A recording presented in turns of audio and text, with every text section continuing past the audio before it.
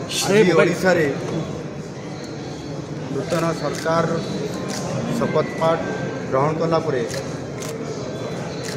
प्रथम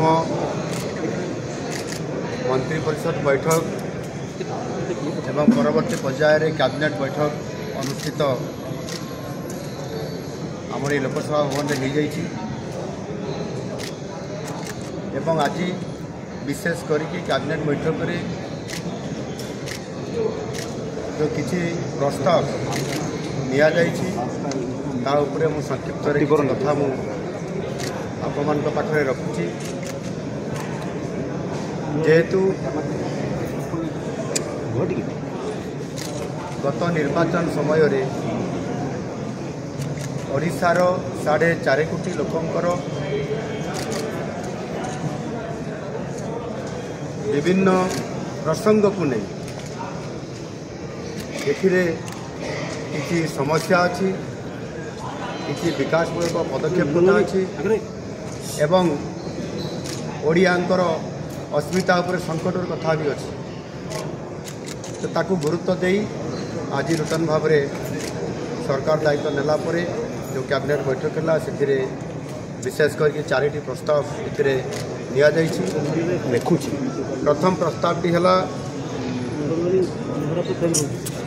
महाप्रभु जगन्नाथंकर जो श्रीमंदिर अच्छी पुरी रे एवं से विभिन्न समय रे विभिन्न कथा एवं विभिन्न समस्या आसी थाए तार समाधान किभली भाव में से सरकार नीतिगत भाव में निष्पत्ति नहीं था विशेष करके सारा विश्व एवं भारत वर्ष विभिन्न समय जो भक्त मैंने आसी था समय क्रमे जेभली भाव में प्रबल भिड़ होउछि एवं विभिन्न परिस्थिति भितर जो महाप्रभुंकर 4टी द्वार अच्छी ये 4टी द्वार उपरे गत किछि वर्ष है 4टी द्वार को प्रवेश करने से द्वार देखी जावाई श्रद्धालु मान जावाई से प्रतिबंधक बंद कर दि जाइथिला एवं भारतीय जनता पार्टी जो निर्वाचन रे संकल्प पत्र या स्थान देइथिला सरकार आसिला मात्रे 4 द्वार खोलिबापाई एवं सरकार आसिला परे जेहेतु प्रतिश्रुति दि जाइथिला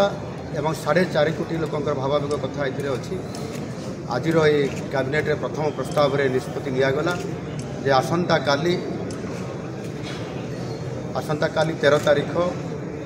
सकाल रे जो मंगल आरती कार्यक्रम आरंभ होब से समय रे राज्य सरकार मंत्रिमंडल समस्त सदस्य पुरी को गस्त करने ये निष्पत्ति दिखाई एवं आसंता काली सकाळे मंगल आरती समय रे सरकार उपस्थिति रे 4 द्वार खोल एवं लोकंकर जो भावावेग थिला ताकू सम्मान दे ये कार्यक्रम को आसंता काली ही आरंभ करा।